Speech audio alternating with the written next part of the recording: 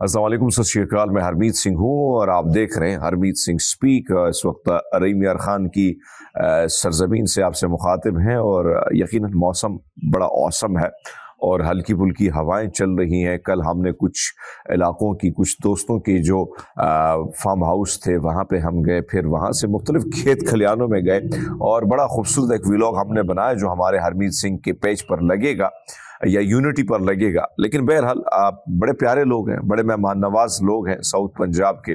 पाकिस्तानी वैसे दुनिया भर में बड़े खूबसूरत लोग हैं, बड़े प्यारे लोग हैं। खबरों की तरफ आते हैं। ट्रंप के मशरक़ी वस्ता को जहन्नम बनाने की धमकी, शाम के लिए चीन, रूस, ईरान इत्तेहाद, लेबनान में मार्शल लॉ की अमरीकी साजिश, 33 इसराइली यरगमाली जो है उनकी हलाकत हुई है। तो इस वक्त ये खबरें जो आ रही हैं ये हम आपके सामने कर लेते हैं। ट्रंप ने मशरिक़ वस्ता को जहन्नम बनाने की बड़ी धमकी दी है। ट्रंप ने कहा है अगर गजा में मौजूद कैदियों को इसराइल की जारी जंग के दौरान 20 जनवरी को उनके ओहदा संभालने से पहले रिहा न किया तो वो नताइज के लिए जिम्मेदार होंगे। ट्रंप ने 5 नवंबर को होने वाले अमरीकी इंतखाबात के बाद जंग के खात्मे की कोशिशों पर अपनी सबसे मजबूत राय जाहिर की और ये बयान दिया था और रिपोर्ट सामने है कि वो जंग नहीं चाहते, वो अमन चाहते हैं। लेकिन मैंने आपको बताया था जो डायन होती है उसको हमेशा खून की जब लत लग जाती है तो वो खून की प्यासी होती है और जब असलहे से ही आप पैसा कमा रहे हो तो फिर आप कैसे कहेंगे मैं अमन की तरफ आऊं? मुश्किल है ऐसा। जाहिर बात है वोट लेना था, जो मुस्लिम थे वहां पर उनकी बहुत बड़ी तादाद है, उनसे वोट लेना था। तो फिर इस किस्म के बयानात और इस किस्म का बयानिया बिल्ड किया गया ताकि मुसलमान वोटर्स को अपनी तरफ कायल किया जाए। और मुसलमानों ने वोट इसलिए दिया कि जो बाइडन के साथ सारे मुसलमान जो थे वो कम से कम इसलिए मायूस हुए कि उन्होंने कहा भाई साहब आपने तो हमारी बात ही नहीं मानी, ट्रंप को दे देते। अब ट्रंप जो है वो भी मैदान में आ गया। तो मैंने आपको पता है कि भाई साहब यही मसला है, जो असला है वो फिर रुक जाएगा, कारोबार थम जाएगा। चीन ने शाम में अपोजिशन के फौजी जो है हमलों के खिलाफ बशर अल असद हुकूमत की हिमायत का ऐलान कर दिया है। दूसरे ने रूस जो है ना सिर्फ हिमायत की है बल्कि अमली मैदान में उतरा है। दूसरे ने तुर्किया और ईरान ने शाम की सूरत हाल पर तशवीश का इजहार करते हुए कहा कि दोनों ममालिक शाम को दहशतगर्दी का गढ़ नहीं बनने देंगे। दमश्क से अपने फौरी दौरे पर अनकरा पहुंचने के बाद ईरानी जो वजीर खारजा है अब्बास इराक्ची, उसने अपने तुर्क हम मनसब हाकान फैदान से मुलाकात के बाद एक मुश्तरका प्रेस कॉन्फ्रेंस की है। इस सिलसिले में रूस, तुर्की, ईरान के मुश्तरका मीटिंग्स का भी सिलसिला शुरू हो रहा है। ईरानी वजीर खारजा अब्बास इराक्ची सरकारी मीडिया के मुताबिक जो है बात सामने आई है कि ईरान, तुर्की और रूस के वज़राए खारजा मुमकिना तौर पर 7 और 8 दिसंबर को आस्ताना अमल के फ्रेमवर्क में शाम पर तबादला ख्याल के लिए दोहा फोरम के मौके पर मुलाकात करेंगे। हमास ने ऐलान किया है कि फलस्तीनी, अब देखिए एक तरफ डोनाल्ड ट्रंप की धमकी आती है कि भाई साहब रिहा ना किया तो हम जो है मशरिक़ वस्ता को तबाह बर्बाद कर देंगे। अब ये धमकी आने के बाद एक और खबर आई है और हमास ने कहा है कि फलस्तीन के मज़ाहमत के ज़ेर हिरासत 33 इसराइली कैदी हलाक हो चुके हैं, जिनमें कुछ मुबैना तौर पर लापता हो गए हैं। हमास ने इन अबवात की जिम्मेदारी इसराइली वज़ीर आज़म नेतन्याहू और उसके फाशिस्ट फौज पर डाली है। उन्होंने कहा है कि हमास ने इसराइल को खबरदार करते हुए कि अपनी बेलगाम जंग जारी रखने को, अगर आप अपने कैदियों के हमेशा के लिए खोना चाहते हैं तो फिर आप जंग जारी रखें। और मजीद कहा कि जो करना है वक्त खत्म होने से पहले कर लें।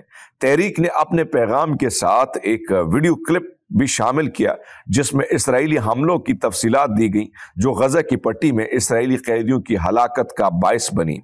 अमेरिका ने कहा है कि कुछ वाकयात के बावजूद इसराइल और लेबनान मुसल्लह ग्रुप हिजबुल्लाह के दरमियान जंगबंदी बरकरार है। एयरफोर्स के मेजर जनरल पैट्रिक राइडन जो पेंटागन के तर्जुमान है, उसने साफियों को बताया कि आमतौर पर हमारी राय यह है कि इन वाकयात के बावजूद जो हम देख रहे हैं वो जंगबंदी बरकरार है, लेकिन ऐसा नहीं है। اطلاعات کے مطابق امریکی لبنانی فوج کے سربراہ جو ہے یعنی امریکہ لبنانی فوج کے سربراہ جو ہے جوزف اون پر صدر کا عہدہ سنبھالنے کے لیے دباؤ ڈالا جا رہا ہے۔ ایسا براہ راست تعینات جو ہے کہا جاتا ہے کہ انتخابات کے ذریعے ہو سکتا ہے، جس میں جنوبی لبنان میں اسرائیل کی جبری کارروائیاں اور نقل مکانی پر مجبور حزب اللہ اور مزاحمت کے حمایتی جو دہندگان ہے اس کو ووٹ ڈالنے کے حق سے محروم کر دیا جائے۔ لبنان میں امریکی سفیر لیسا جانسن نے حزب اللہ کو لبنان کے سیاسی منظرنامے سے ختم کر کے ایجنڈا مصروف ہے، وہ چاہتی ہے کہ معاملہ یہاں سے ختم ہو جائے، حزب اللہ کا قصہ ختم ہو جائے اور وہ ایک جو طاقت ہے ان کی سپورٹ ہے وہ ختم ہو جائے۔ وہ لبنانی سیاست اسے کہتی ہے کہ اسرائیلی جنگ کے ذریعے سب کچھ حاصل نہیں کر سکتا، آپ کے لیے مناسب وقت ہے کہ آپ اپنا کردار ادا کریں اور اب بس بہت ہو گیا کہ اندرونی بغاوت کر دیں۔ یعنی وہی کچھ جو پاکستان میں regime change operation general Bajwa, Shahbaz Sharif اور مولانا فضل الرحمان صاحب اور اسی طرح ایمل ولی اور یہ بلاول زرداری ان کے ذریعے کرایا گیا۔ اور آپ کو پتہ ہے کہ پاکستان آج جن معاشی صورتحال تباہی کا شکار ہے، ہر طرف افراتفری ہے، ہر طرف جو ہے انسانی حقوق کی پامالی ہے، ہر طرف فسطائیت کا بازار گرم ہے، عدالتیں جو ہیں وہ کنٹرول ہو چکی ہیں، میڈیا کو خسی کر دیا گیا ہے، میڈیا کچھ بول نہیں سکتا ہے، تمام تر چیزیں پولیس جو ہے اس ایک ریاست، اب آپ دیکھیں کہ یہ ایک ریاست پولیس کی کرٹ یہاں پہ قائم ہے۔ پنجاب پولیس نے جو فسطائیت کی وہ آپ کے سامنے ہے، حالانکہ اور جو سی ایم ہے، میڈم سی ایم صاحبہ، اس کو اگر آپ دیکھیں تو ٹک ٹاک کے علاوہ باقی کوئی گراؤنڈ پہ ان کی کارکردگی نہیں ہے۔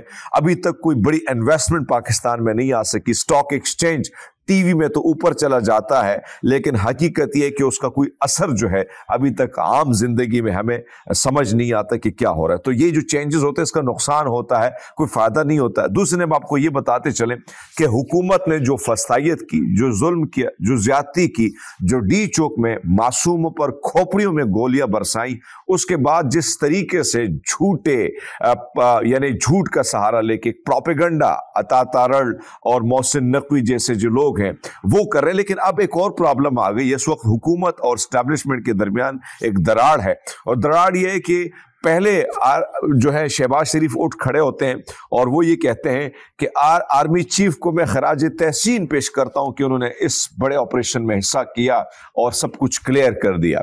دوسری جانب تمام تر جو ان کے پولیٹیکل لوگ ہیں، پہلے تو وہ کہتے تھے گولیاں چلاؤ گولیاں چلاؤ، گولیاں چل گئے تو اب وہ کہتے ہیں سیکیورٹی فورسز نے یہ سب کچھ بڑے اچھے طریقے سے مینیج کیا۔ لیکن جو یعنی اسٹیبلشمنٹ کے ترجمان ہے، آزاد جسے سینیٹر کہا جاتا ہے، جو اسٹیبلشمنٹ کے سینیٹر ہیں فیصل واؤڈا، اس نے کہا ہے کہ تمام تر ایک خون بھی نہیں ہونا چاہیے تھا، اور اس نے ذمہ داری جو ہے شہباز شریف اور اس حکومت پر ڈال دی ہے۔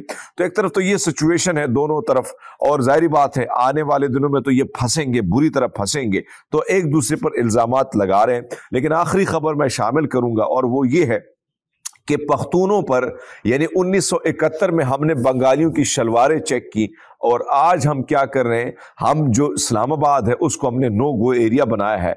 انسانی حقوق کی تنظیم کی جو ہے ممبر بھی ہیں، وکیل بھی ہیں، ایمان مزاری، اس نے کہا ہے کہ بھائی صاحب اس وقت کیا ہو رہا ہے، پختون جو اسلام آباد میں ان کے آئی ڈی کارڈ چیک کیے جاتے ہیں، اور آئی ڈی کارڈ چیک کرنے کے بعد ان کو گرفتار کر لیا جاتا ہے۔ اب جو نوجوان خیب کے پی سے آئے تھے جن کو گرفتار کیا گیا، جب ان کے رشتہ دار ان سے ملنے آئے تو ان رشتہ داروں کو بھی گاڑی میں چلا کے پولیس وین میں لے کے چلے گئے۔ یعنی ظلم، بربریت اور ہم نفرت کا پرچار جس طریقے سے ہم کر رہے ہیں، اس حکومت کو ہوش کے ناخن لینے ہوگے۔